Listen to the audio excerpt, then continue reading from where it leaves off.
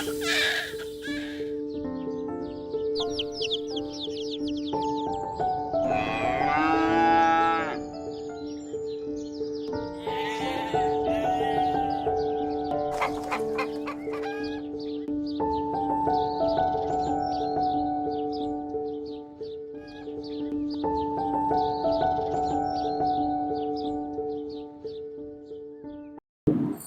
கண்ணியமும் உயர்ந்த பண்பும் அகிலங்களையும் படைத்து பரிபாலித்து போஷிப்பனுமான அல்லாஹ்வுக்கு எல்லா புகழும்.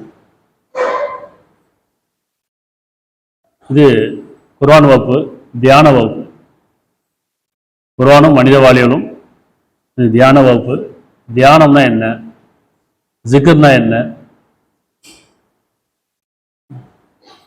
தியானம், ஜிக்ரு, தஸ்பீ,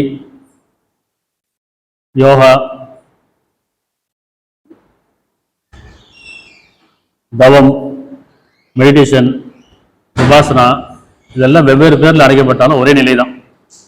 இப்படி யோகான்னு சொல்லுவாங்க, விபாசனான்வாங்க, ஜிக்ருன்னுவாங்க, தஸ்பீன்வாங்க, தவம், எல்லாமே ஒரே வார்த்தைகள் வெவ்வேறுபடுது, நிலை ஒன்று தான். இறைவனை தியானிக்கணும் அப்படின்றது வெவ்வேறு மதங்களில் வெவ்வேறு விதமாக சொல்லப்படும். இப்போ தியானம்னா என்ன? பொதுவாக தியானம்னா என்ன? கண்ணை மூடி ஒரு நிலையில் உட்கார்றது, கண்ணை மூடி பேசாம, காதை மூடி, அதாவது எதையும் கேட்கக்கூடாது, எதையும் பார்க்கக்கூடாது, பேசக்கூடாது. இதுதான் தியானத்துடையது. பொதுவாக நம்ம ஒரு பொம்மை பார்ப்போம்ல, கண்ணை மூடி இருக்கும், வாயை பொத்தி இருக்கும், காது மூடி இருக்கும். என்னன்னா இது தியான நிலை. ஜிக்ர் அப்படின்னா அரபியில் வார்த்தை ஜிக்ர், அரபியில் திக்ருன்னு சொல்லுவாங்க. அப்படின்னா இறைவனை போற்றுதல், இறைவனை தியானித்தல், நினைவு கூறுதல். ஆனால் இவங்க என்ன பண்ணுவாங்க அப்படின்னா ஒரு தசவனை வச்சு ஊட்டிகிட்டே இருப்பாங்க, ஒரு கவுண்ட் பண்ணிகிட்டே இருக்கு. தசவனை வச்சு இறைவனுடைய பேரை சொல்லி அப்படியே கவுண்ட் பண்ணிகிட்டே இருக்கு. தஸ்பீனா அப்படிதான், இறைவனை புகழ்றதுன்னு அர்த்தம். அது எல்லாமே சடங்கா இருக்கு. எப்படின்னா எதையும் உணரல, உணர்தல் தான் தியானமே. ஆனால் உணராமல் சொன்னா ஒரு சடங்கா, ஒவ்வொரு மதத்தையும் ஒரு வழிபாடு. என்ன செய்யறாங்கன்னா ஜிக்ருன்ற வார்த்தையில என்ன செய்யறாங்க, அரபி வார்த்தை. இப்போ ஜிக்ருங்கிறது அரபி வார்த்தை. வேதம் என்ன சொல்லுது, ஜிக்ருனா என்ன சொல்லுது, தஸ்பீனா என்ன சொல்லுது, தியானம்னா என்ன சொல்லுதுங்கிறது நம்ம குர்ஆன் மூலமா பார்ப்போம். அத்தியாயம் 20:14, நிச்சயமாக நான் தான் அல்லாஹ், என்னை தவிர இறைவன் இல்லை, ஆக என்னையே நீர் அழைப்பீராக, என்னை உணரும் பொருட்டு என் தியானத்தில் எழுதி நிற்பீராக. என்ன சொல்றா இறைவன்? என்னை தவிர இறைவன் கிடையாது, நான் தான் படைத்தவன், ஆக என்னை உணரும் பொருட்டு என் தியானத்தில் எழுதிருங்கிறான். எப்படி உணர்றது? இறைவனை உணரணும்ல. நம்ம ஏதாவது நம்பிக்கை வச்சுட்டோம், கடவுள் நம்பிக்கை வச்சுட்டோம், மூட நம்பிக்கையாவே இருக்கு, கூட்டு நம்பிக்கையாவே இருக்கு. ஒவ்வொரு மதங்கள்லையும் பெரியவங்க சொன்னாங்க, முன்னோர் சொன்னாங்க, நான் கடவுள் நம்பிட்டோம். ஒவ்வொரு மதத்தையும் ஒரு கடவுள் பேர் சொல்லியிருக்காங்க. உண்மையான கடவுள் யார்? அது அறிவுதான் தியானம். தியானம்னா உணர்தல். தன்னை உணராமல் இறைவனை உணர முடியாது. இறைவனை உணர்ந்துட்டோம்னா நம்ம எதுக்காக படைக்கணும்னு தெரிஞ்சிடும் இல்லையா? தன்னை உணரணும்ல, நான் யாரு, எதுக்காக படைக்கப்பட்டேன், படைப்பு நோக்கம் என்ன, இப்போ எனக்குள்ள என்ன நடக்குது, எனக்கு வெளியே என்ன நடக்குது சிந்திக்கணும் இல்லையா? இப்போ நான் வாழ்றது நான் எதுவும் முயற்சி பண்ணலை, நம்ம வாழ்றது வேற முயற்சி பண்றோமா?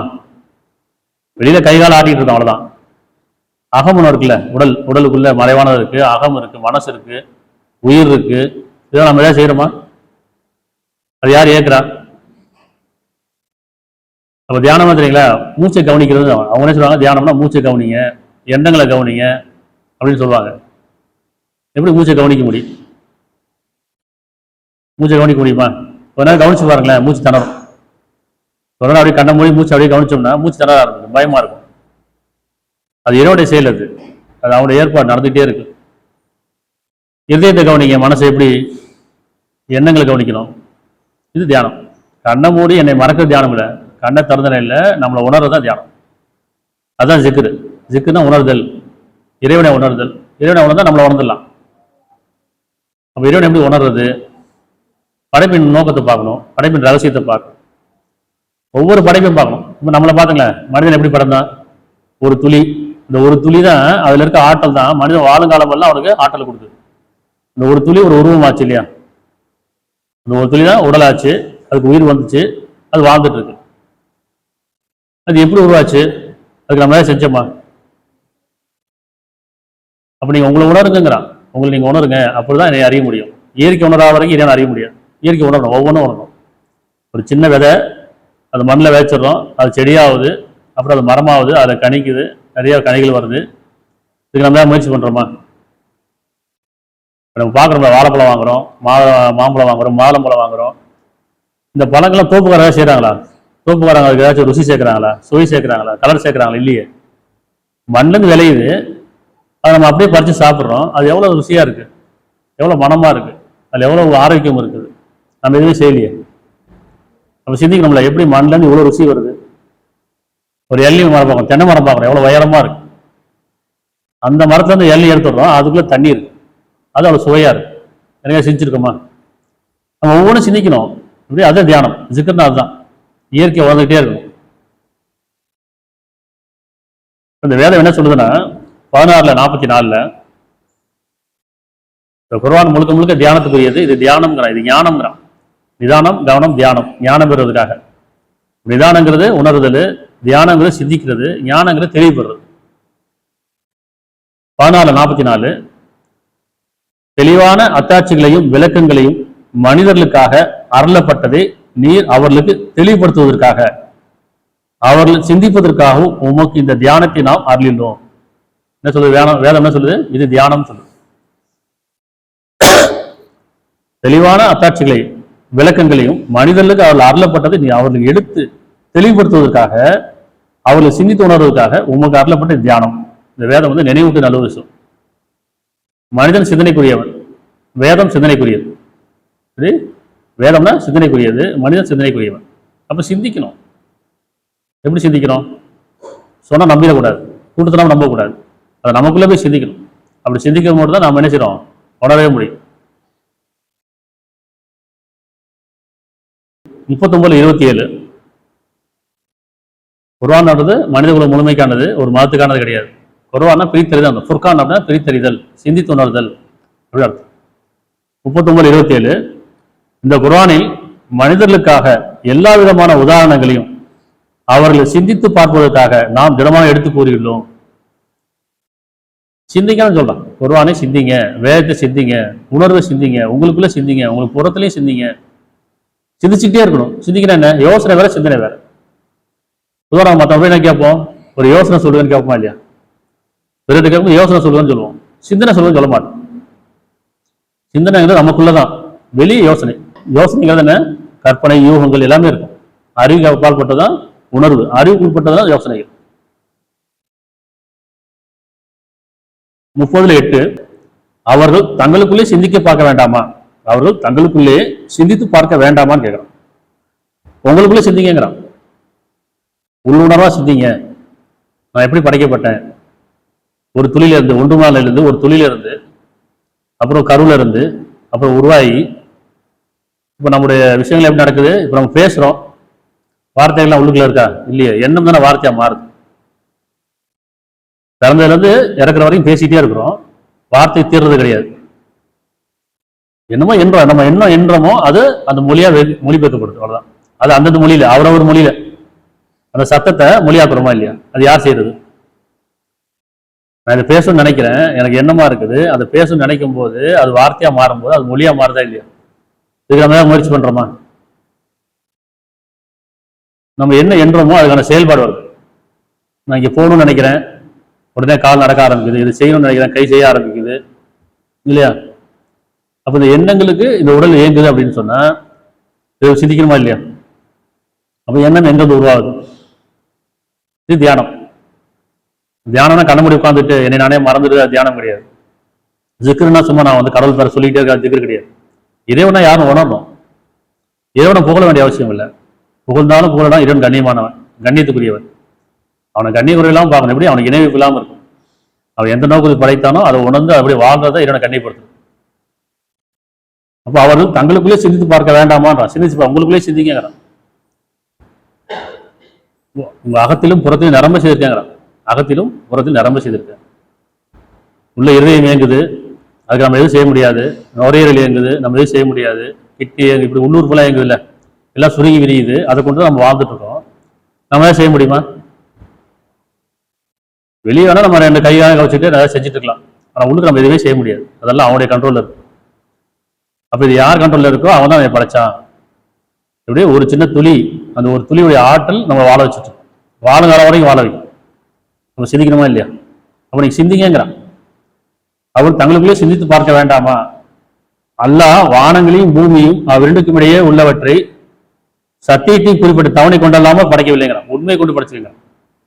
இந்த உலக வாழ்க்கை வீணு விளையாட்டு மட்டும் வேறு இல்லை. உங்களை வீணு விளையாட்டுக்கு படைக்கலைங்கிறான். உண்மையை கொண்டு சத்தியத்தை கொண்டு படைச்சிருக்கேன். படைப்பு நோக்கம் ஒன்று இருக்கு. அப்படிதானே? பிறந்துட்டோம், வாழ்ந்துட்டோம், இறந்துட்டோம், அது கிடையாது. ஏன் பிறந்தோம், எப்படி வாழணும், இறந்ததுக்கு அப்புறம் வாழ்க்கை இருக்கு. அந்த வாழ்க்கை நான் என்ன?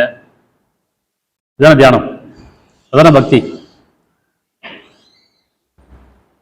அல்லாஹ் வானங்களையும் பூமியும் இரண்டுக்கு இடையே உள்ளவற்றையும் சத்தியத்தையும் குறிப்பிட்ட தவணை கொண்டல்லாமல் படைக்கவில்லை. எனினும் நிச்சயமா மனிதர்கள் பெரும்பாலோர் தங்கள் இறைவனை சந்திப்பை நிராகரிக்கிறார்கள். அது அலட்சியமா இருக்காங்கன்னு அர்த்தம். நான் இறைவன் நம்பிட்டான்னு சொன்னா பயப்படணும். எதுக்கு பயப்படணும்? கடவுளுக்கு பயப்படணும். கடவுளுக்கு எப்படி பயப்படுறது?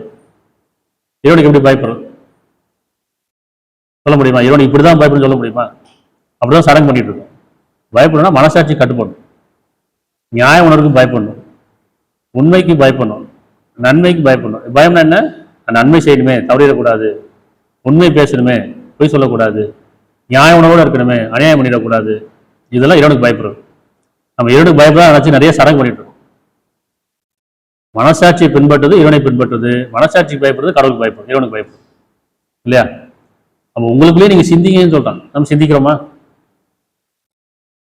நம்ம காலையில் எந்திரிச்சிடும், நைட்டு தூங்குறோம், காலையில் எந்திரிக்கிறோம். தூங்கும்போது யார் தூக்கத்தை கொடுக்குறது? எழுப்புறது யார்? எத்தனை பேர் தூக்கம் வரலன்னு சொல்றாங்க, மாத்திரை எல்லாம் போட்டுக்கிறாங்க, தூக்கவே வரமாட்டேங்குது. இரவு வந்துருச்சு, தூக்கம் வர மாட்டேங்குது. பகல் விடிஞ்சிருச்சு, முழிப்பு வர மாட்டேங்குது. அப்ப இதெல்லாம் யார் செய்யறது? இரவுல தூக்கத்தை கொடுக்குறது யார்? சிறிது நித்திரை உங்களை பொய்ந்து கொள்ள மாதிரி செய்யறேங்கிறான். பொய்ந்து கொள்ள முடியாது, உங்களை வந்து அடைய மாதிரி செய்யறேங்கிறான். திருப்பி அவன் தான் எழுப்பி போடுறேங்கிறான். நித்திரையில உன் உயிரை கைப்பற்றிக்கிறேன், யாரு தவணை முடிதோ நிறுத்திக்கிறேன், யாரு தவணை முடிவு எடுத்தோ திருப்பி அனுப்புறேங்கிறான். அப்ப இதெல்லாம் யார் செய்யறான்? இப்ப காலையில் எழுந்துச்சுன்னா ஒரு எண்ணம் வருது, டீ சாப்பிடணும், இல்லை உணவு சாப்பிடணும், இல்லை வெளியே போகணும், இதெல்லாம் எண்ணது யார் கொண்டு வருது? அந்த எண்ணம் வரும்போது நம்ம செயல்படுறோமா இல்லையா? இப்போ ஸ்கூல் லீவ் இருக்கு, ஆஃபீஸ் லீவ் இருக்கு, வேலைக்கு போகல அப்படின்னா அந்த எண்ணம் வரதில்லை, தூங்கிட்டே இருப்போம். ஸ்கூலுக்கு போகணும் எண்ணம் வரும்போது விழிப்பு வந்துடுது, நான் எந்திரிக்கணும், போகணும், வேலை செய்யணும் தோணுது இல்லையா? அப்போ எது செய்யணும் அந்த எண்ணம் கொண்டு நம்ம வேலை செய்யணும். நம்ம அந்த எண்ணத்தை யார் உருவாக்குறா? நம்மளை இயக்குறது யார்? எனக்குள்ள யார் பேசிட்டு இருக்கா? இதான் தியானம். மூச்சை கவனிக்கிறது இல்லை, எண்ணத்தை கவனிக்கணும். எனக்குள்ள யார் பேசுறா? நான் பேசிட்டு இருக்கும்போது நீ தவறா பேசிட்டு இருக்க, நீ பொய் சொல்ற, நீ ஏமாத்துற, நீ கோவப்படுற, நீ பெருமை கொள்ற அப்படின்னு நமக்குள்ள அறிவு போறதா இல்லையா? அப்ப அந்த அறிவு யார் செய்யறது? அதான கவனிக்கணும். அதான் தியானம். அதாவது வாழுங்காலம் எல்லாம் விழிச்சிருக்கணும். விழிச்சிருந்து எப்படி சொன்னா ஒவ்வொரு செயலும், ஒவ்வொரு எண்ணமும், ஒவ்வொரு பேச்சும், ஒவ்வொரு பார்வையும் அது சரியா தப்பா அப்படிங்கிறத தியானம்.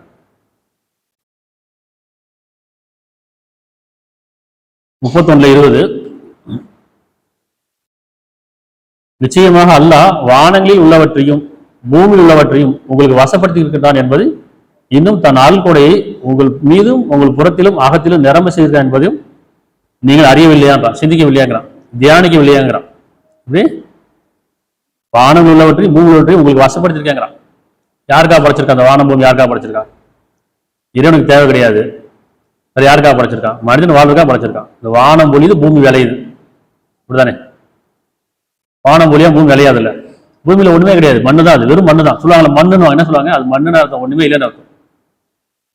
அப்ப வானம் பொழிஞ்சாதான் பூமி விளையும். உங்கள் வாழ்வாக வானத்துல இருக்குங்கிறான். மனசுலாம் உடல் இயங்காது. மனசுல எண்ணம் இல்லாம உடல் இயங்குமா? இயங்காது. அப்ப வானம்னா என்ன? இப்ப வாழ்வாதாரம் எங்க இருக்கு? வானத்துல இருக்கு. உங்களோட எண்ணங்கள், உங்க மனசுல இருக்க எண்ணம் தான் உங்களை இயக்கிட்டு இருக்குங்க. ஏன்னா அந்த பூமி மண்ணு தான். மனசு இயங்கல, உயிர் இயங்கல, உடல் மண்ணாயிரும், அவ்வளவுதான், ஜடமாயிரும். அப்ப எண்ணத்தை கொண்டது யாரு? உங்க அருட்கொடையை உங்கள் மீது புறத்திலும் அகத்தில் நிரம்ப செய்திருக்கேங்கிறான். பாருங்கிறான். உள்ளுக்குள்ளேயும் பாருங்க, வெளியும் பாருங்க. நம்ம நிறைய டிவி பார்க்குறோம்ல, சினிமா பார்க்குறோம், ஃபேஸ்புக் பார்க்குறோம், இன்ஸ்டாகிராம் நிறைய பார்க்குறோம், வீடியோ பார்க்குறோம். ஏதோ சொல்லலாம், உங்க உள்ளுக்குள்ள பாருங்கிறான். சிந்திங்க, என்ன உணர்வீங்க? வெளியே பாருங்க, இயற்கை பாருங்க, வானத்தை பாருங்க, மேகங்களை பாருங்க, சூரியனை பாருங்க, சந்திரனை பாருங்க, மரம், செடி, கொடி, உயிரினங்கள், கடல், மலை, இதெல்லாம் பாருங்கிறான். நம்ம போட்டோ வரைஞ்சி வச்சு அதை பார்த்துட்டு இருக்கோம், ரசிச்சுட்டு இருக்கோம். இவன் சொல்றான் அது இயற்கை உயிரோட இருக்கு பாருங்கிறான். எப்படி படைச்சிருக்க பாருங்க, எப்படி மேகம் கூடுது, அது எப்படி கருமேகம் ஆகுது, அது எப்படி மழை பெய்யுது இல்லையா? இந்த பழம் ஒவ்வொன்றான உணவு சாப்பிட்றோம்ல, சாப்பிடும் போது எப்படி இந்த ருசி வந்துச்சு? அதெல்லாம் மாமலை சீன் ஆகி போச்சு. மாமலை சாப்பிடும் ஒரு அளவு ருசிக்குது இல்லை, நல்லா இனிப்பா இருக்குங்கிறோம், சில கசக்குங்கிறோம், புளிக்குதுங்கிறோம். அப்போ அந்த சுவை எங்கே வந்துச்சு? நம்ம ஒண்ணுமே செய்யலை. அந்த மாதிரி ஒவ்வொன்றுமே நீங்க கவனிங்க, சித்திங்க, இதுதான் தியானம். ஒவ்வொரு எண்ணமும் ஒவ்வொரு செயலும் கவனிச்சுட்டே இருக்குது தியானம். கண்ண மூடுறது கிடையாது. அகத்திலும் புறத்து நிரம்ப செய்திருக்கேங்கிறான், நிரம்ப இருக்குங்கிறான். எப்ப நம்ம தியானிச்சு உணர்ந்துட்டோமோ, இயற்கையை உணர்ந்துட்டோமோ, இறைவனை அறிஞ்சிட முடியும். இயற்கை உணராம இறைவனை அறிய முடியும். இயற்கையை பாருங்கிறான். உங்க அறிவுக்கு அப்பால் பட்டது, உங்க சக்திக்கு அப்பால் பட்டது, உங்க கண்ணுக்கு புலன் படாததெல்லாம் தியானமா இருக்கு இல்லையா? நீங்கள் அறியவில்லையா, சிந்திக்கவில்லையா? ஆயினும் மக்களில் சிலர் இருக்கிறார்கள், அவர்கள் போதிய அறிவில்லாமலும் நேர்வெளி இல்லாமலும் ஒளிமிக்க வேதம் இல்லாமலும் அல்லாவை குறித்து தர்க்கம் செய்கின்றனர். ஒளிமிக்க வேதம் இல்லாமல் போதிய அறிவு இல்லாமல் சிந்திக்காமல் இருக்கிறோம். நல்லறிவு எதுனா சிந்தனை தான். இதுச்சா நல்லறிவு, இல்லைன்னா கெட்டறிவு. கேட்டறிவு, கேட்டறிவு தான் கெட்டறிவு, அப்படிதானே? கேட்டறிவு கெட்டறிவு, உணர்வு அறிவு நல்லறிவு, அது சிந்தனை.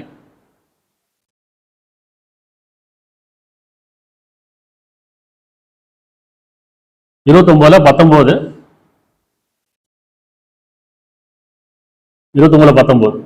அல்லாஹ் எவ்வாறு முதலில் படைப்பை துவங்கி பிறகு தன்பால் மீட்டுகிறான் என்பதை அவர்கள் பார்க்கவில்லையா? எப்படி படைப்பை துவங்குறான்? நம்ம பிறக்கிறோம், எங்கிருந்து பிறக்கும் தெரியாது, இறந்த எங்க போறோம்னு தெரியாது. தெரியுமா யாருக்காச்சும்? எப்படி பிறந்தேன்னு தெரியும், இவங்க இறந்துட்டாங்கன்னு தெரியும், ஏன்னா கடவுள்கிட்ட போயிட்டாங்க, தெய்வத்திட்ட போயிட்டாங்க, அல்லாட்ட போயிட்டாங்கன்னு சொல்ற அவ்வளவுதான். அது ஒரு மூட நம்பிக்கையாக இருக்கு. அதுக்கப்புறம் என்ன இருக்கு? சிந்திக்கணும்ல. அப்ப எங்கிருந்து வந்தோம் தெரியாது, எங்க போறோம்னு தெரியாது. இது ஒரு மூட நம்பிக்கையா இருக்கு. சிந்திக்கங்கிற, அது உணருங்கிற. உங்களை எப்படி படைக்க, எப்படி அல்லாஹ் எவ்வாறு முதலில் படைப்பை துவங்கி பிறகு தன்பால் மீட்டுகிறான் என்பதை அவர்கள் பார்க்கவில்லையா, சிந்திச்சு பார்க்கவில்லையான்னு கேட்க. நிச்சயமா இது அல்லாஹ் மிகவும் சுலபமானதே ஆகும். அவன் ஆகற்றவன் தான் படைக்கூடியவன். எப்படி அவன் படைக்க நாடிட்டான்னா அதுக்கு ஆகுன்னு சொல்ல உடனே ஆயிரும். வானங்களை போய் படைக்கிறதுக்கு அவன் சிரமப்படலை, முன்மாதிரி படைத்தான். இதுக்கு மாதிரி எதையும் பார்த்து படைக்கல. ஒன்று படைக்க நாடி ஆகுதா என்று கூறுவான், அது ஆகிவிடும். மனிதன் அப்படிதான் படைச்சான், ஒவ்வொரு பொருளும் அப்படிதான் படைச்சான். ஆனா ஒவ்வொன்றுக்கும் ஒரு காலத்தவணை இருக்கு. இறைவனுக்கு தவணை தேவையில்லை, ஆகன்ற மாதிரி படைச்சிருவான். ஆனா மனிதன் உணர்றதுக்காக ஒவ்வொன்றுக்கு ஒரு தவணை இருக்கு. அந்த தவணை அடிப்படையில் தான் நம்ம தியானிக்க வேண்டியதா இருக்கு, சிந்திக்க வேண்டியதாக, உணர வேண்டியதா இருக்கு இல்லையா? 22:5 22:5 மனிதர்களே, மீண்டும் எழுப்பப்படுவது பற்றி சந்தேகத்தில் இருக்கிறீர்களா? செத்து போயிடும், அவ்வளவுதான். நம்மளை எரிச்சாச்சு, இல்லை புதைச்சாச்சு, திருப்பி அவன் எழுப்புவானா, கேள்வி கேட்பானா, பாவ புண்ணியம்லாம் இருக்குதா அப்படின்னு எண்ணம் இருக்குல்ல. பொதுவாக சொல்லுவாங்களே, நம்ம புதைச்சாச்சு, முடிஞ்சு போச்சு. சரி, புதைச்சாதான் எழுப்புவான், எரிச்சிட்டா, கடல்ல முழுகிட்டா, அவ்வளவுதானே? அது என்ன சொல்ல? அப்படி இல்லப்பா. மனிதர்களே, மீண்டும் எழுப்பப்படுவது பற்றி 22:5 மனிதர்களே, மீண்டும் எழுப்பப்படுவது பற்றி சந்தேகத்தில் இருக்கிறீர்களா? நாம் நிச்சயமாக உங்களை மண்ணிலிருந்தும் பின்பு இயந்திரத்திலிருந்தும் பின்பு மறைவான நிலையிலிருந்தும் பின்பு உருவாக்கப்பட்டதும் உருவாக்கப்படாததுமான தசக்கட்டிலிருந்தும் படைத்தோம். நான் எப்படி படைச்சேன்னு சொல்லி காட்டுறேன். இது வேற எந்த வேதத்திலாச்சும் இருக்கா? குர்ஆன்ல இருக்கு. இது போன்ற ஒரு அத்தியாயம் கொண்டு வரங்கிறான். இது மாதிரி வேற எந்த வேதத்திலும் தெரியல. இதுதான் சொல்ல படைச்சவன் தான் படைச்ச பத்தி சொல்லலாம். நான் இப்படிதான் படைச்சிருக்கேன்னு சொல்றேன். எப்படி சொல்றேன்? ஒரு துளியிலிருந்து மறைவானிலிருந்தும் பின்பு உருவாக்கப்பட்டதும் உருவாக்கப்படாததுமான தசக்கட்டிலிருந்தும் படைத்தோம். உங்களுக்கு விளக்குவதற்காகவேங்கிறான். உங்களுக்கு விளக்குவதற்காக, தெளிவுபடுத்துவதற்காக. நான் தான் படைச்சேன் தெளிவுபடுத்துறேங்கிறான்.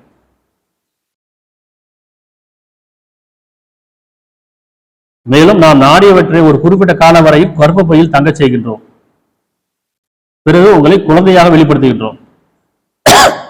பிறகு நீங்கள் உங்கள் வாலிபத்தை அடையும்படி செய்கின்றோம். அன்றையும் உங்களில் சிலர் இறந்து விடுவர்களும் இருக்கின்றனர். அறிவு பெற்ற பின்னர் ஒன்றுமே அறியாதவர்களைப் போல் ஆகிவிடக்கூடிய தளர்ந்த வயது வைத்து விட்டுவிடப்படுவதும் இருக்கின்றனர். அதாவது மரணத்துக்கு வயசு கிடையாதுங்கிறான். மரணத்துக்கு வயசு கிடையாது. சிறு குழந்தையும் சரி, வாலிப வயசும் சரி, முதுமை வயசு சரி, எப்ப வேணா மரணம் வரலாம். இதுதான் உள்ளட்சமே. அதை மறைச்சு வச்சிருக்காரு. சொல்லுவாங்கல்ல, இப்பதான் பிறந்த குழந்தை இறந்துருச்சு, இப்பதான் 3 வயசு ஆச்சு இறந்துருச்சு, 10 வயசு தானே ஆச்சு, இப்பதான் பையன் படிச்சு முடிச்சிருக்கான், படிப்பு முடிச்சிருக்கான், இப்பதான் கல்யாணம் ஆச்சு, இல்லை இப்பதான் 2 பிள்ளைங்க கல்யாணம் முடிச்சு கொடுத்துருக்காங்க, ஏதோ சொல்லுவாங்களே இப்பதான் வீடு கட்டி கொஞ்சம் செட்டில் ஆனாரு. மரணத்துக்கு வயசுலாம் கிடையாது, அது எப்போ வேணா வரலாம்னு சொல்லலாம். அதான் உள்ளட்சமே. உள்ளட்சமே தெரியுமா? மரணம் எப்போ வேணா வரலாம், பயந்துக்குள்ளு. அப்போ சிறு குழந்தையில இருக்காங்க, வாலிபம் ஒன்றும் அறியாத போல் தனது இப்ப சொல்ற பார்க்கல, வயசானவங்களா பாக்குறோம்ல, காது கேட்காது, கண்ணு தெரியாது, அவங்க ஏன் இருக்கணும்னு தோணும், அவங்களுக்கே சலிச்சுப்பாங்க, நம்ம ஏன் வாழணும் தோணும். கூட இருக்கு நினைச்சுவாங்க, இவங்களை வச்சு நம்ம பார்க்கவே முடியலையே, எப்போ சித்து போவாங்கன்னு தோணும். இதுதானே அந்த காலத்துல நீண்ட வயசு வாழ்ந்துருக்காங்க. அவங்கள ஒரு பானையில வச்சு சொல்லுவாங்க, ரொம்ப ஒரு பானை சொல்லுவாங்க, அதுல வச்சு மண்ணில் போச்சுருவாங்களா, அப்படியே தாலியில வச்சு போட்டுருவாங்களாம். அந்த அளவுக்குலாம் வாழ்ந்துருக்காங்க. அப்ப என்ன சொல்றேன், காலம் என்கிட்ட இருக்குங்கிறான், நேரம் விதிக்கப்பட்டிருக்கு, கொடுக்கப்பட்ட காலங்கள்ல எனக்கு பொருத்தமா வாழுங்க, நேரம் வந்துருச்சுன்னா முந்த பிந்த முடியும். சரியா? இன்னும் நீங்கள் வறண்ட பூமியை பார்க்கிறீர்கள், அதன் மீது நாம் நீரை பொய்ய செய்கின்றோம், அது பசுமையாகி வளர்ந்து அழகான பல்வகை சுவைகளை முளைப்பிக்கிறது. இயற்கையை பாருங்கிறான். அப்படின்னு இயற்கையை பார்த்தாலும் நீங்க உணர முடியும், நீங்க பார்க்க முடியாது. இந்த ஆற்றலை பாருங்க, என்னுடைய ஞானத்தை பாருங்க, இதெல்லாம் உங்க அறிவுக்கு அப்பால் போட்டு நடக்குதானே. ஒரு சின்ன விதை விதைக்கிறோம், எப்படி செடி விடுவாங்க தெரியுமா? அந்த இலைகள் எண்ணிக்கை எண்ண முடியுமா? கொஞ்சம் மரம் வளர்க்கணும், எண்ணிக்க முடியாது. அது எவ்வளவு பழங்கள் வருது, எவ்வளவு காய்கறி வருது. அப்ப இதெல்லாம் நான் சொல்றேன், நீங்க 2 கோழி வளர்க்குறீங்க, அது முட்டை போட்டு குஞ்சு பொறிச்சாலும் அப்படியே பெரிய பரவிட்டே போகுது. அதே மாதிரி ஆடு, அதே மாதிரி உயிரினங்கள்லாம். அப்ப இதெல்லாம் உங்களால முடியாதானே? உங்களால முடியாது இல்லை, என்னால முடியும். அப்ப நான் யாரும் தெரிஞ்சுக்கணும். அப்ப இறைவனை உணருங்கிறான். எப்படி? இதுதான் தியானம்.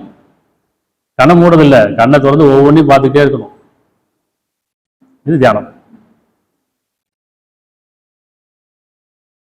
3:190 191. நிச்சயமா வானங்கள் பூமி ஆகியோரின் படைப்பிலும் இரவு பகல் மாறி மாறி வருவதிலும் அறிவுடையவருக்கு திடமாக அத்தாட்சிகள் பல இருக்கின்றன. வானங்கள், நிச்சயமா வானங்கள் பூமி ஆகியோரின் படைப்பிலும் இரவு பகல் மாறி மாறி வருவதிலும் அறிவுடையவருக்குன்னா சிந்தனை உடையவருக்கு, தியானிப்போருக்கு திடமாக அத்தாட்சிகள் பல இருக்கின்றன. நம்ம என்னைக்கா செஞ்சிருக்கோமா?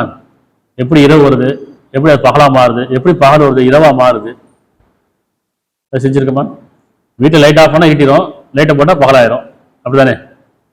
நான் இரவு சொல்றேன், இந்த பகலை நாம் இரவில் பூத்திக்கிறோம், இரவு பகலை பூத்திக்கிறோம் வரோம். இரவை நிரந்தரமாக்கிட்டா பகலை உங்களுக்கு கொன்றது யார்? அல்ல பகலை நிரந்தரமாக்கி இரவு உங்களுக்கு கொன்றது யாருன்னு கேட்கறான். உங்களால முடியாது தானே?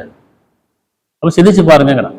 இப்படி நிச்சயமா வானங்களையும் பூமி ஆகியவற்றின் படைப்பிலும் இரவு பகல் மாறி மாறி வருவதிலும் சிந்தனை உடையவருக்கு அல்ல தியானிப்போருக்கு திடமா அத்தாட்சி பல இருக்கின்றன. பல இருக்கிறேங்கிறான். நம்ம இரவு ஒரு அத்தாட்சியை பார்த்துருக்கிறோமா? நம்ம கேலிக்கிலையும் விளையாட்டுலையுமே இருக்கிறோம், பொழுதுபோக்கிட்டே இருக்கோம், இப்படி காலம் கழிஞ்சிக்கிட்டே இருக்கு. டைம் பாஸ் பண்றோம், டைம் யூஸ் பண்றது இல்லை. அப்படிதானே? டைம் பாஸ் பண்ணா என்ன ஆகும்? ஃபெயில் ஆயிடும். யூஸ் பண்ணா பாஸ் ஆயிடும். ஆனால் டைம் பாஸ் பண்ணா அப்படிதான் போயிட்டு இருக்கு, பொழுது போயிட்டே இருக்குமா இல்லையா? 3:191 மேல்வாசல் என்ன போட்டிருக்கு? அறிவுடையோருக்கு, சிந்தனையுடையோருக்கு, தியானிப்போருக்கு அத்தாட்சி பல இருக்கின்றன. அது கீழே அத்தகையோர் யாரு? சிந்திப்போர், தியானிப்போர். அவர் அத்தகையோர் நின்ற நிலையிலும் இருந்த இருப்பிலும் தங்கள் விழாப்புறங்களிலும் இருக்கும் போதும் அல்லாவை நினைவு கூறுகிறார்கள். யாரு?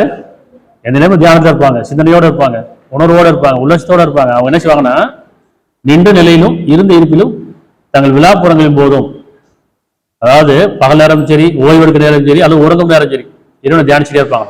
இயற்கையை தியானிச்சுட்டே இருப்பாங்க, இறைவனை உணர்றதுக்காக, அவனை அடையிறதுக்காக. அல்லாவை நினைவு கூறுகிறார்கள். வானங்கள் பூமி ஆகியோரின் படைப்பை பற்றி சிந்தித்து, நல்லா கவனிக்கும், வானங்கள் படைப்பை பற்றி சிந்தித்து, எங்கள் இறைவனே, இவற்றையெல்லாம் நீ வீணுக்காக படைக்கவில்லை, நீ மகா தூய்மையானவன், நெருப்பின் வேலைகளை காப்பாற்றுவாய் என்று பிரார்த்திப்பார்கள். சிந்திக்கணும், இவற்றை வீணுக்காக வானம் பூமி வீட்டுக்காக படைக்கல, எங்களை நீ வீணுக்காக படைக்கல, அதான் நெருப்பின் வேலையை பாதுகாத்து. அப்படின்னு அர்த்தம், நாங்கள் வீடு விளையாட்டா இருந்துட்டோம், வேடிக்கையில் இருந்துட்டோம், பொழுத போக்கிட்டோம், காலத்தை விரைவு பண்ணிட்டோம், நேரம் நெருங்க போகுது, அதனால இறைவனே எங்கள் நெருப்பின் வேலை பாதுகாப்பேன். அப்படின்னு அர்த்தம், உனக்கு பொருத்தமாக வாழக்கூடிய ஆக்கி வைப்பேன். அப்போ அந்த சிந்தனை தானே அவங்களுக்கு உள்ளச்சம் வருது. திருப்பி படிச்சு பாருங்க. அத்தகையோர் நின்ற நிலையிலும் இருந்து இருப்பிலும் எந்த நிலையிலும் சரி அர்த்தம், எந்த நிலையிலும் ஆகட்டும், நம்ம ஓய்வெடுக்க நேரமாகட்டும், உறங்க நேரமாகட்டும், அல்லது உழைக்கிற நேரமாகட்டும், எந்த நேரமும் இவனை தியானிப்பாங்க. எப்படி தியானிப்பாங்க? நின்ற நிலையிலும் இருந்து இருப்பிலும் விழாப்புறங்களின் போதும் அல்லாவை நினைவு கூறுகிறார்கள். வானங்கள் பூமி ஆகியோரின் படைப்பை பற்றி சிந்தித்து, தியானித்து உணர்ந்து எங்கள் இறைவனே இவற்றையெல்லாம் வீணுக்காக படைக்கவில்லை, நீ மகா தூய்மையானவன், நெருப்பின் வேலையை எங்களை காப்பாற்றுவாய் என்று பிரார்த்தனை செய்வார்கள். சரியா? 32:16 குர்ஆன் முழுக்க முழுக்க தியானத்தை பத்தி சொல்லுது, தியானிக்கிற பத்தி தான் சொல்லுது. இங்க நம்பிக்கையாளர்களே அப்படின்னா யாரு? உள்ளச்சமுடையவர்கள். உள்ளச்சமுடைய யாரு? தியானிப்பவர்கள், சிந்திப்பவர்கள். 32:16 அவர்கள் தங்கள் படுக்கையிலிருந்து எழுந்து, அவர்கள் யாரு? உள்ளச்சமுடையவர்கள், தியானிப்பவர்கள், சிந்திப்பவர்கள், உணர்வக்கூடியவர்கள். அவர்கள் தங்கள் படுக்கையிலிருந்து எழுந்து தங்களுடைய இறைவனை அச்சத்தோடும் ஆர்வத்தோடும் நினைவு கூறுவார்கள், மேலும் நாம் அவருக்கு அளித்தவற்றுக்கு செலவு செய்வார்கள். இரவு சொற்ப நேரம் தூங்க மாட்டாங்கன்னு சொன்னோம். தியானிப்பாங்க, சொற்ப நேரம் தூங்க மாட்டார்கள். இரவு நாள் எந்திரிச்சு இறைவனை தியானிப்பாங்க. அது தியானம். இறைவனே உன்னை பத்தி ஞானம் கொடு, உன்னை உணரும் பொருட்டு, உள்ளச்சம் அதிகம் பொருட்டு, உன் படைப்பு நோக்கம் அறியும் பொருட்டு அப்படின்னு சொல்லி இறைவன்கிட்ட தியானிப்பாங்க, பேசுவாங்க, பிரார்த்தனை பண்ணுவாங்க. எப்படி? தங்கள் படுக்கையிலிருந்து எழுந்து தங்களுடைய இறைவனை அச்சத்தோடும் ஆர்வத்தோடும் நினைவு கூறுவார்கள், பிரார்த்தனை செய்வார்கள்.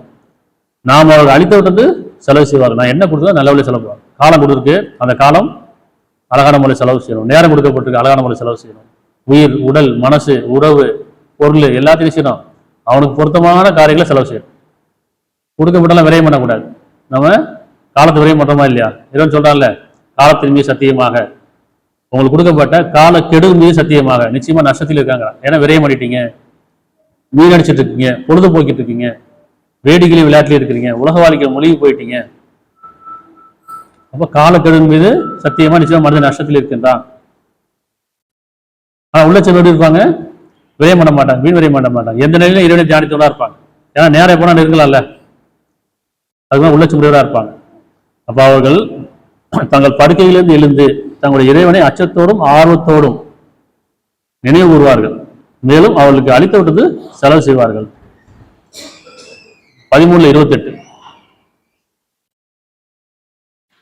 அவர்கள் எத்தியவர் என்றால் யார் சொல்லிட்டு இருக்காங்க?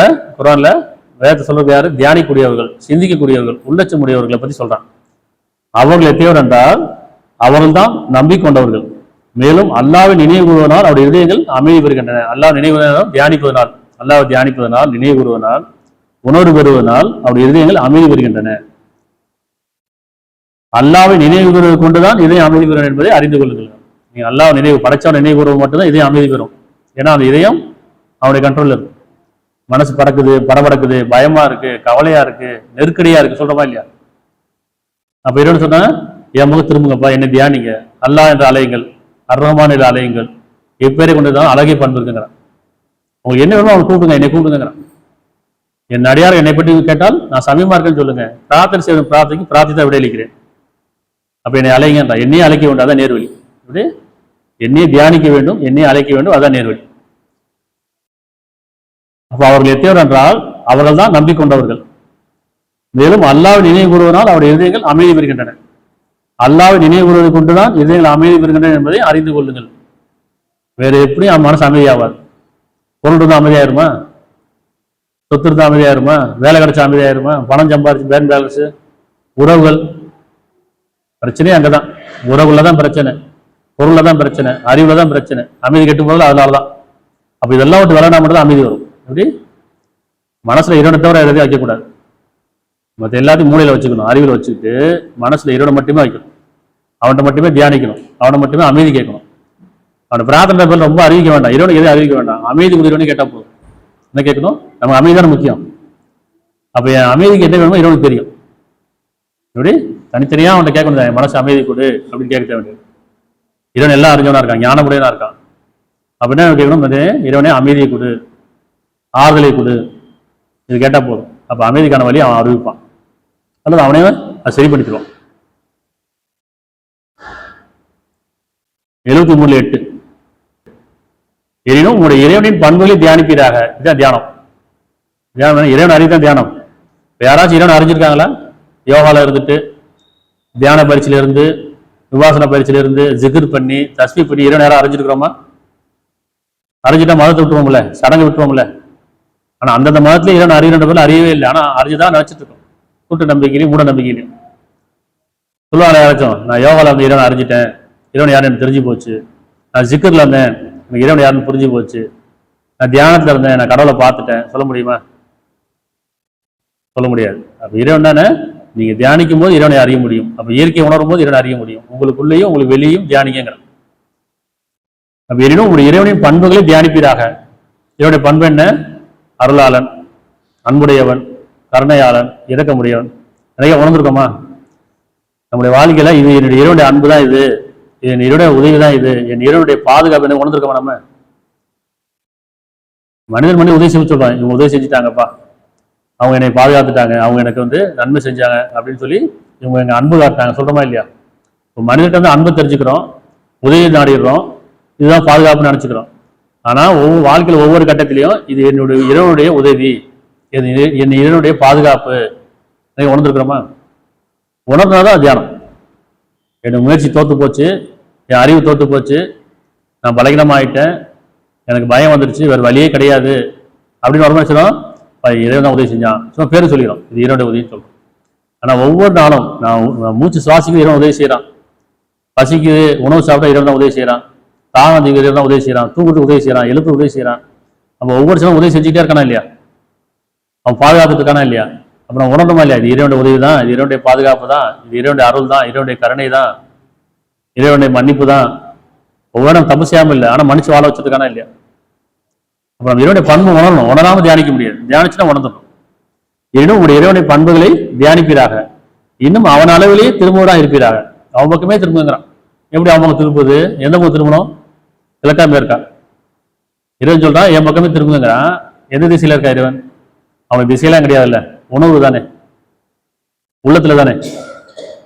ஆனா சரி, ஒவ்வொரு மாதிரியும் ஒவ்வொரு திசையில திரும்பி இறைவனை பார்க்கணும்னு நினைச்சிட்டு இருக்கோம். ஆனா பிரார்த்தனை பண்ணும்போது மனசு எங்க போகுது? கண்ண மூடி ஆழ்ந்து போயிடுமா இல்லையா? அப்ப எங்க இருக்கா இறைவன்? ஆள் மனசு தானே. அப்ப என் முகம் திரும்பினா இறைவன் முகம் திரும்பினா எடுத்தோம், உள்ளத்து முகம் திரும்புங்க, உணர்வு முகம் திரும்புங்க, உள்ளச்சத்தின் முகம் திரும்புங்க. வெறும் உங்களுடைய இறைவனின் பண்புகளை தியானிப்பீராக, இன்னும் அவன் அளவிலே திரும்புவரா இருப்பீராக. இறைவன் யாரு? இப்ப 59 22 24 வரைக்கும் 59 அவனே அல்லா. இறைவன் சொல்றான் நான் தான் அல்லா, என்னை தவிர இறைவன் இல்லை, மறைவானதையும் பகிரங்கமானதையும் அறிபவன், நானே அளவற்ற அள நிகழ்த்தி இருக்க முடியும். குரானை படிக்கும் போது அப்படியே படிக்கக்கூடாது, நாம உணர்ற மாதிரி படிக்கணும். இங்க அவனே அல்லானா யார் சொல்றா? இப்போ இது நபிக்கு வந்தது சரியா? நபி சொல்றாங்க அவனே அல்லாங்கிற, நபி சொல்றாங்க அவனே அல்லாங்கிற. இதே என்ன சொல்றான்? நானே அல்லான்னு சொல்லுங்கிறான். இதுதான் விஷயமே. நான் தான் அல்லான்னு போய் சொல்லுங்க மனிதர்கிட்ட சொல்றான். அப்ப நானே அல்லான்னு நபி சொல்ல முடியாதுல்ல, சொன்னா அப்புறம் அவங்க அல்லா ஆயிடுவான். அப்ப அவங்க சொல்றாங்க அவனே அல்லான்னு சொல்றான். இப்ப சிந்தனை என்ன புரியுது? இறைவன் சொன்னது அப்படியே சொல்லிக்க மாட்டான், அவங்க எப்படி புரிஞ்சுட்டா அப்படி சொல்லியிருப்பாங்க. அப்ப இறைவன் என்ன சொல்றான்? என்னை தவிர இறைவன் போய் சொல்லுங்கிறான். அப்படி அப்படியே சொல்லியிருப்பாரா? நபி என்னை தவிர இறைவன் சொன்னா இறைவனுக்கு இணை வச்சுதான் ஆயிரும். அப்ப சொல்லும் போது அவனை தவிர இல்லைன்னு சொல்லுவார். இப்ப நம்ம குரான் எப்படி படிக்கணும்னா, அவனே அல்லான்னு வரும்போது நபி சொல்றாங்க, இப்ப இறைவன் என்ன சொல்றான்? நானே அல்லா. இது இறைவனுடைய வார்த்தை தானே. குரான் இறைவனுடைய வார்த்தையா நபியுடைய வார்த்தையா? குரான் இறைவனுடைய வார்த்தை, நபியுடைய செய்தி. இறைவன் என்ன சொல்லிவிட்டா உனக்கு சொல்றாங்க, அவ்வளவுதான். தூதருடைய வேலை என்ன? செய்தி சொல்லணும், சரியா? அப்ப நானே அல்லா, என்னை தவிர இறைவன் இல்லை, மறைவானதையும் பகிரங்கமானதையும் அறிபவன், நானே அளவற்ற அல்லாரன், நிகழ்த்த இருக்க முடியாது, என்னை உணருங்கிறான். இது தியானம். அது கீழே 23 59 23 நானே அல்லா, இறைவன், என்னை தவிர இறைவன் இல்லை, நானே பேரரசன், பரிசுத்தமானவன், சாந்தி அளிப்பவன், நம்பிக்கை அளிப்பவன், பாதுகாப்பவன், மிகைப்பவன், அடக்கி ஆள்பவன், பெருந்தன்மைக்குரியவன், மனிதர்கள் இணை வைப்பதை விட்டும் எல்லாம் அல்லாஹ் மிக தூய்மையானவன். இறைவன் நம்மகிட்ட பேசுறான், வேதத்து மூலியமா பேசுறான், உணர்வு மூலியமா பேசுறான். உணர்வை தவறு விட்டுட்டோம், இப்ப நினைவுட்டு நவசமாக வேதத்து மூலியமா பேசுறான், தூதர் மூலியமா பேசுறான் இல்லையா? அப்ப குரானை படிக்கும்போது அதுல இருக்க மாதிரியே படிக்கக்கூடாது, உணர்வோடு படிக்கணும். எப்படி இறைவன் சொல்றான் இல்ல, என்னை தவிர இறைவன் போய் சொல்லுங்கிறான். நபி அப்படி சொல்லிக்க மாட்டாங்க, அவனை தவிர இல்லைன்னு சொல்லுவாங்க. அப்ப நம்மளும் என்ன செய்யறோம்? உன்னை தவிர இல்லைன்னு சொல்லுவோம். அந்த மாதிரி குரானை நம்ம சிந்தனையோட படிக்கணும். 59 24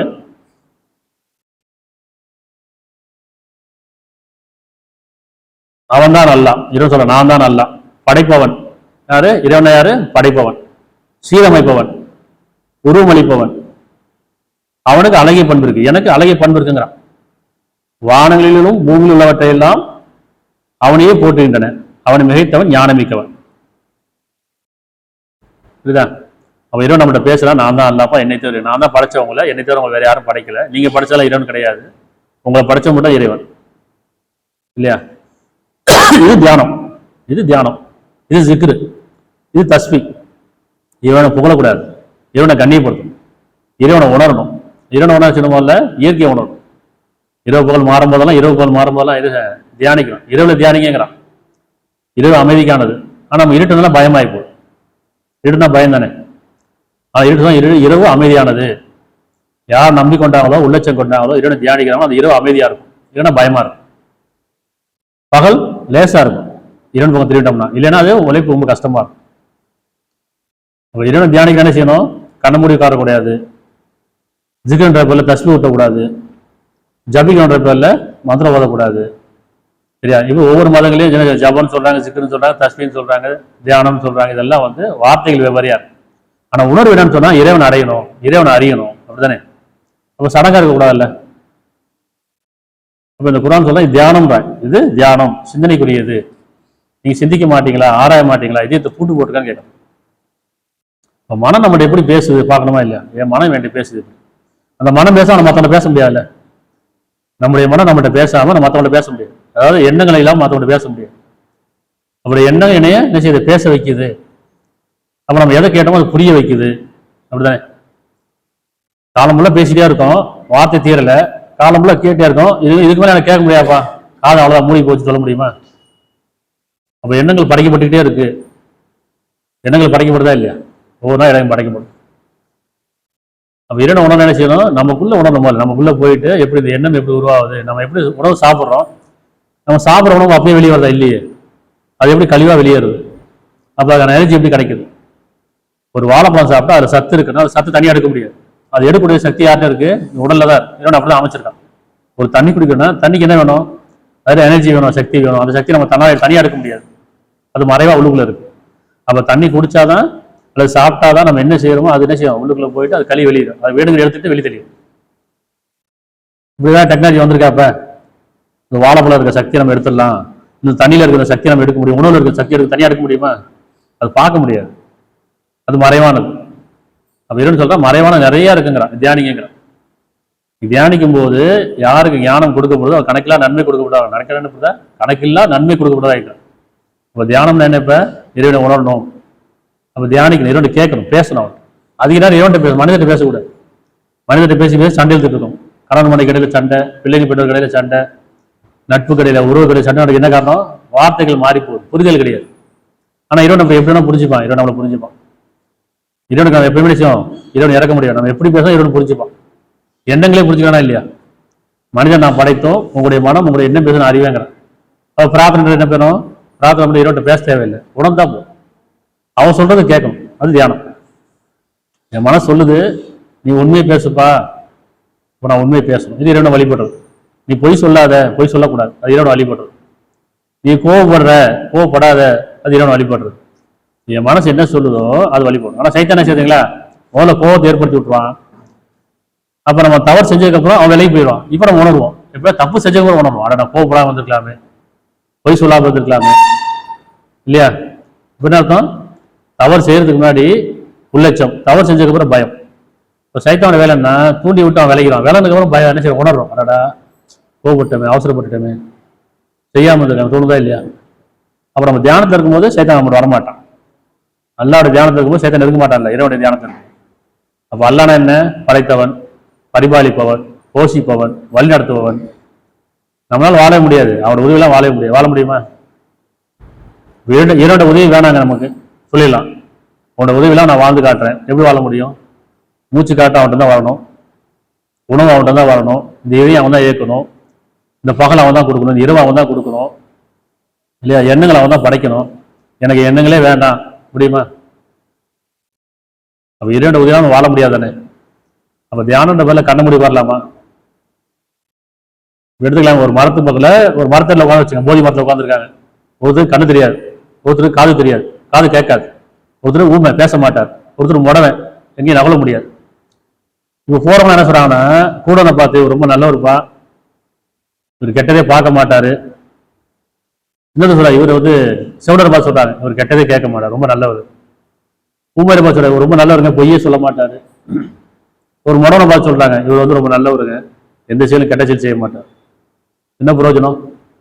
அவர் ஊமை பேச மாட்டான்னு தெரியும். அவர் பொய் பேச உண்மையும் பேச மாட்டார், பொய் பேச மாட்டார். செவனை உண்மையும் கேட்க மாட்டாரு, பொய் கேட்க மாட்டார். கூட நல்லதையும் பார்க்க மாட்டார், கெட்டதையும் பார்க்க மாட்டார். அப்படித்தானே? அப்ப இவ்வளவு கொடுக்கப்பட்டு இவ்வளவு சொல்றோம். இப்ப இதான் தியானம். இப்படி எல்லாம் கொடுக்கப்பட்டாச்சு. இப்ப நான் கண்ணை கொண்டு நான் நல்லது பார்க்கணும், கெட்டது பார்க்கணும். நான் நல்லது பேசுறேன், கெட்டது பேசுறேன். கேட்டது நல்லதா பொய்யா இல்லையா? அப்ப எப்படி ஒரு கூடனை பார்த்து இவன் கெட்டதே பார்க்க மாட்டாது எப்படி நல்லா இருக்கும்? அது யதார்த்தமா இருக்குமா? கண்ண முடியும் எப்படி தியானிக்க முடியும்? காது முடியும் எப்படி தியானிக்க முடியும்? வாய் முடியும் எப்படி தியானிக்க முடியும்? குடும்பங்களோட உறவுகளோட படைக்கப்பட்டிருக்கு, மனிதர்களாக படைக்கப்பட்டிருக்கு. இவங்களோட தான் தியானிக்கணும். இந்த தியானிக்கும் போது தான் நான் உண்மை பேசணும், பொறுமையா இருக்கணும், நன்மை செய்யணும், நியாயமா நடந்துக்கணும், உலகத்தோடு இருக்கணும், பிறர் கெடுதல் செய்யக்கூடாது, பிறர் உதவி செய்யணும். இதெல்லாம் அழகிய செயல். இந்த அழகிய செயல் எப்படி வரும்? தியானிக்காம செயல் வராதில்ல. நம்ம ஒரு இடத்துக்கு போனோம், தியானிக்கிறோமா இல்லையா? என்ன யோசிக்கிறோம்? இந்த இடத்துக்கு போகலாமா, என்ன நடக்கும், வியாபாரம் பண்ணலாமா, லாபம் கிடைக்குமா, இந்த ஸ்கூல்ல படிக்கலாமா, நல்லா படிப்பாங்களா, இதெல்லாம் யோசிக்கிறோமா இல்லையா? இப்போ உலகத்துக்கு நிறைய யோசிக்கிறோம். மறைவான விஷயங்கள் தியானிக்கிறது இல்லை. தியானம்னா ஞானத்துக்கு பெற முடியும், தியானம் இல்லாமல் ஞானம் பெற முடியும். தியானங்கிறது சிந்தனை, யோசனை வேற, சிந்தனை வேற. யோசனைங்கிறது பிறர்கிட்ட கேட்கறது, கேட்டதை கொண்டு நம்ம வழிபடுறது. தியானங்கிறது நமக்குள்ளே உணர்றது இல்லையா? அப்ப நீங்க சிந்திக்க வேண்டாமா, ஆராய வேண்டாமா, இதயத்தை பூட்டு போட்டுதான் கேட்கறான். சிந்திப்போர் உண்டான்னு கேட்கறான். சிந்திக்கும் போது நீண்டாயில கொடுக்கவில்லையான்னு கேட்கறான். நீங்க சிந்திக்கும் போது நீண்டாயில கொடுக்கவில்லையா? அந்த நாள்ல இறைவன் கேட்பானா? இறந்ததுக்கு அப்புறம் மனிதன் சொல்லுவானா, இறைவனே நான் அந்த உலகத்தை பார்த்துட்டேன், சொர்க்கத்தை பார்த்துட்டேன், நரகத்தை பார்த்துட்டேன், வானவர்களை பார்த்துட்டேன், அதில் எனக்கு கொஞ்சம் அவகாசம் கொடு, நான் திருப்பி போய் நல்லது செய்யறேன் அப்படி. அப்ப இறைவன் சொல்லுவானா, சிந்திக்கும் நீண்டாயசை கொடுக்கவில்லை, அவனை நீண்டாயசை கொடுத்தான்ல, சிந்திக்கலாம்ல, உணரலாம்ல, தவறு விட்டு திருப்பி எனக்கு மீண்டும் ஒரு வாய்ப்பு கேட்குறீங்க, வாய்ப்பெல்லாம் கொடுக்க முடியாது. இப்படி முடிஞ்சு தவணை முடிஞ்சா முடிஞ்சதுதான். இறுதி நேர பிரார்த்தனையும் கிடையாது, இறுதி நேர பாவ மன்னிப்பும் கிடையாது. அப்ப காலங்களில் என்ன செய்யணும்? பாவத்து மணி இறைவன் இறக்க முடியாது தான். ஆனா அந்த நாள்ல இறைவன் மனிதன் சொல்லுவான், இறைவனுக்கு இறக்கமே இல்லப்பா. என்ன அர்த்தம்? இறக்கம்லாம் முடிஞ்சு போச்சு, இனிமே இறக்கமே கிடையாது. இறைவன் மன்னிக்கவே மாட்டான், இனி மன்னிக்க மாட்டான். அந்த நாள் வந்துச்சுன்னா, அந்த நேரம் வந்துச்சுன்னா மன்னிப்பு கிடையாது, இறக்கம் கிடையாது, கருணை கிடையாது, இறைவனுடைய பண்பு எதுவும் பயன் தெரியாது. ஏன்? கொடுக்கப்படலாம், நீங்க வீணடிச்சிட்டீங்க, விரையம் பண்ணிட்டீங்க. இருக்கா இல்லையா? அதனால பிரார்த்தனை என்ன இருப்ப, எங்களே உன்னை பத்தியான ஞானம் கொடு, தியானம் உன்னை பத்தி ஞானம் கொடு, உன்னை உணரும் பொருட்டு, உள்ளட்சம் அதிகரிக்கும் பொருட்டு, உனக்கு பொருத்தமா வாழும் பொருட்டு, நேர்வழி பெறும் பொருட்டு உன்னை பத்தி தியானம் கொடு. எங்களை பத்தி ஞானம் கொடு, நாங்கள் தவறிடாமல் இருக்கும் பொருட்டு. படைப்பு நோக்கத்தை பத்தி ஞானம் கொடு, உயிரை பத்தி ஞானம் கொடு, மனசை பத்தி ஞானம் கொடு, எண்ணங்களை பத்தி ஞானம் கொடு. சரியா? ஆன்மாவை பத்தி ஞானம். ஆன்மா ரொம்ப அவசியம். ஆன்மா தான் மனசாச்சு. ஆன்மாவை மீதும் அதை செவ்வாய் ஆக்கியமையும் சத்தியமாக நான் ஆன்மா கொடுக்கப்பட்டிருக்கேன். எந்த உயிரினுக்கும் ஆன்மா கிடையாது, மனிதனுக்கு மட்டும் ஆன்மா கொடுக்கப்படும். எல்லா உயிரும் உயிர் இருக்கு, அதுக்கு உணர்வு இருக்கு, ஆனா ஆன்மா கிடையாது. மனிதன் மட்டும் ஆன்மா கொடுக்கப்பட்டிருக்கு. அந்த ஆன்மா நன்மை தீமை பிரித்து அறிக்கும். யார் அந்த ஆன்மா பேணி கொள்கிறாரோ, மனசாட்சியை பேணி கொள்கிறாரோ, அவர் வெற்றி அடைந்து விட்டார். யார் அந்த உதாசனம் தோல்வி அடைந்து விட்டார். உதாசனம் புரியாது, அலட்சியப்படுறது. அதில் மனிதராக வாழ்றதுக்கு உறவு கொடுக்கப்பட்டிருக்கு, அதில் உணர்வு கொடுக்கப்பட்டிருக்கு, ஒழுக்கம் பேணி கொடுக்குங்கிறான். ஒருத்தருக்கு அன்பு காட்டிக்குங்க, இறக்கம் காட்டுங்க, மன்னிங்க, உதவி செய்யுங்க, உங்களுடைய நன்மையை பாதுகாத்துக் கொள்ளுங்கள். இறைவனை பின்பற்றின அர்த்தம் அவன் பண்பை பின்பற்றும். தியானத்தில் இல்லை, இறைவன் யாரு? அருளாளன். அவன் அன்புடையவன், நீங்க அன்பு செலுத்துங்க. அவன் கருணையாளன், பெருமை நீ கருணை காட்டுங்க. அவன் இறக்கம் பெருமை இறக்கம் காட்டுங்க. அவன் மன்னிப்பன், பெருமை மன்னிப்பு காட்டுங்க. அவன் பண்பை பின்பற்றுவது இறைவனை பின்பற்றும் இல்லையா? இறைவனை எப்படி உணரணும்? இயற்கையை உணரணும். கண்ணை மூடியில, கண்ணை திறந்து வானத்தையும் பூமியும் பார்க்கறது, சூரியன் சந்திரனை பார்த்து, மரம் செடி கொடி உயிரினங்கள் படைப்பு எல்லாத்தையும் பார்த்துட்டு இதை போய் படைச்சிருக்கான். அவன் என்னை படைச்சவன் எப்படிப்பட்டவன்? அப்படிதானே? என்னை படைச்சவன் எப்படிப்பட்டவன்? அவன் ஞானம் எப்படிப்பட்டது? அப்ப அவன் பக்கம் நம்ம திரும்பமா இல்லையா? வாழ்க்கை லேசாயிரு.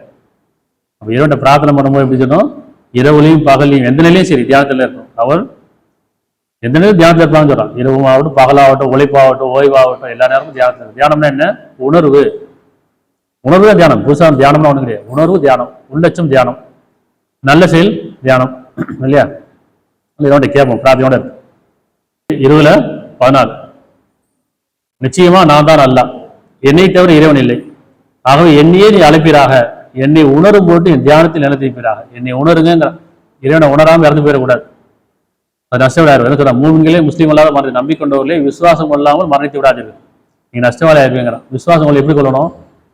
இறைவனை தனித்தனியா உணரணும். இறைவனை தனித்தனியாக உணர்றதுக்கு என்ன செய்யணும்? நேரம் நிறைய இருக்கு.